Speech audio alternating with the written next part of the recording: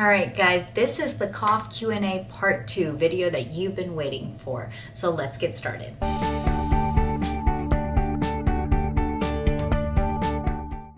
All right, guys, so let's get started. In the first video, we answered a lot of important questions, like when do you take your child to the doctor? How do I know a cough is too long? Can my child go to daycare while they're still coughing? Can teething cause a cough? And so many more. I did bring up something important called a habit cough that we do sometimes see in pediatrics. So I'm going to explain here what that is. A habit cough is really very similar to what it sounds like. It's a cough that's kind of developed out of habit. Now, usually in children, it's first triggered by a cold, and then it's kind of this cough that stayed in the background and hasn't completely resolved. Now, it's really important to know that this is a diagnosis of exclusion. A coughing child doesn't just walk in and I say, this is a habit cough.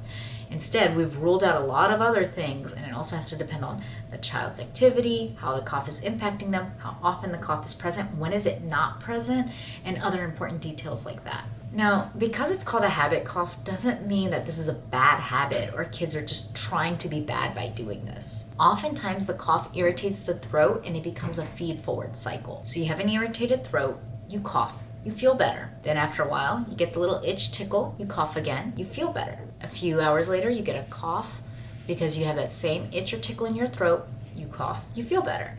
So these coughs can last for weeks, maybe even months. They're often dry. There's usually no other symptoms. In fact, if there are other symptoms, I'm not thinking of a habit cough. So no fever, no runny nose. The cough tends to be, again, chronic in nature, but it shouldn't be really impacting their activities. So for example, when the child's asleep, they're not coughing. When they're distracted, they're not coughing. And this cough, when it's present, it's there every few seconds. So and, it could be obviously a little different depending on the age of the child, but that's kind of how it's present.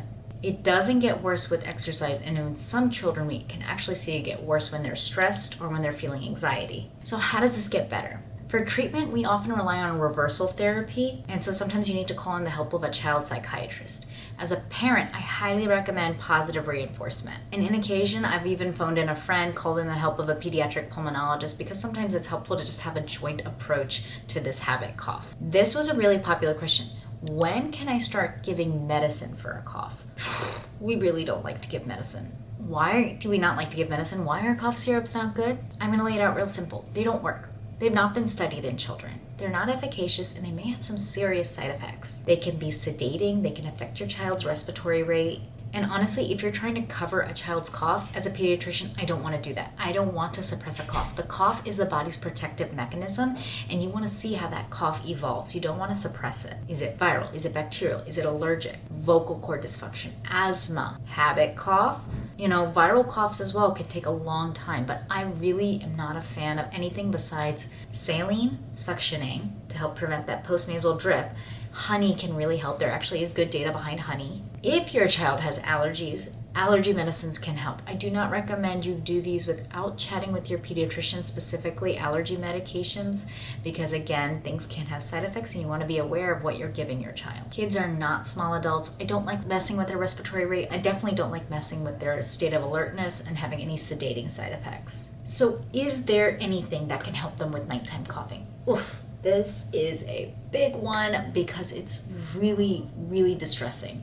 Because, you put your child down and then all of a sudden all you hear is like, and they maybe weren't coughing as much during the day, and that's all you can think of on the baby monitor. Hello, I have been there. And all of a sudden every cough sounds so much worse. It sounds so much longer. It sounds so much terrible. And then you're wondering what should I have done? What could I be doing differently? Well, one of the big reasons children cough more at night is when they're laying down, all of the congestion that's in their nose, it kind of floats to the back of their throat. We call it the oropharynx, and then it starts to tickle their receptors there and cause them to cough. So what are things that you can do? Suctioning after using saline is really helpful. I think that if you follow it right after a bath time, that also helps to kind of clear some of that congestion from the steam in the shower.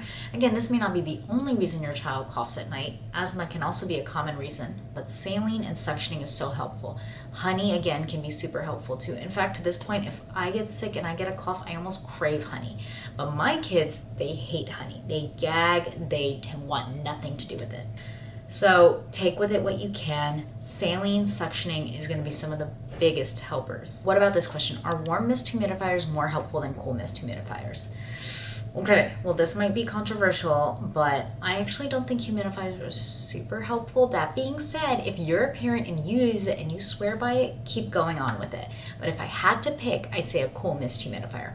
Warm is just kind of dangerous. You don't want to cause any burns or anything, especially if your child's able to get out of their crib. But what's really important to know is you need to be cleaning that humidifier like daily to help prevent aerosolizing mold, which can possibly trigger a worse cough, especially if your child has allergies. All right, how do I keep my toddler from coughing so much that they vomit? That's tough because some children do have really overactive gag reflexes. And as we've already mentioned, cough can become a feed-forward cycle.